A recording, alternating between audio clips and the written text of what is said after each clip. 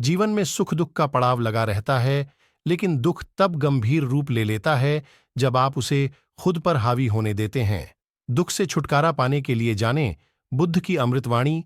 भगवान गौतम बुद्ध की सीख आज भी लोगों के बीच प्रासंगिक है। इसका कारण है कि गौतम बुद्ध की कहानी, उपदेश और शिक्षा से व्यक्ति को सफल और सुखद जीवन की सीख मिलती है।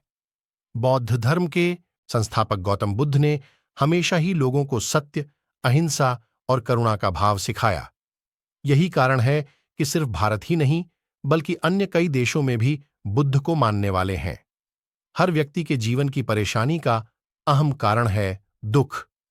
लेकिन यह ऐसी चीज है जो हर किसी के जीवन में जरूर होती है, क्योंकि सुख दुख जीवन में लगा रहता है।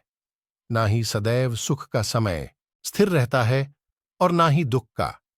लेकिन जीवन में दुख का होना भला किसे पसंद होता है। गौतम बुद्ध कहते हैं, दुख तब और अधिक तकलीफदेह हो जाता है जब आप इसे खुद पर हावी होने देते हैं। लेकिन दुख को जानने के बाद ही सुख की अनुभूति होती है। दुख से छुटकारा पाने के लिए गौतम बुद्ध 3 उपायों के बारे में बताते हैं, जो कि इस प्रकार से है। दुख क्या है? गौतम बुद्ध कहते हैं, दुख से दूर रहने के लिए सबसे पहले यह जानना जरूरी है कि दुख क्या है।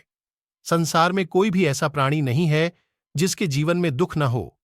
दुख एक सामान्य स्थिति है, इसलिए दुख को खुद पर कभी हावी नहीं होने देना चाहिए।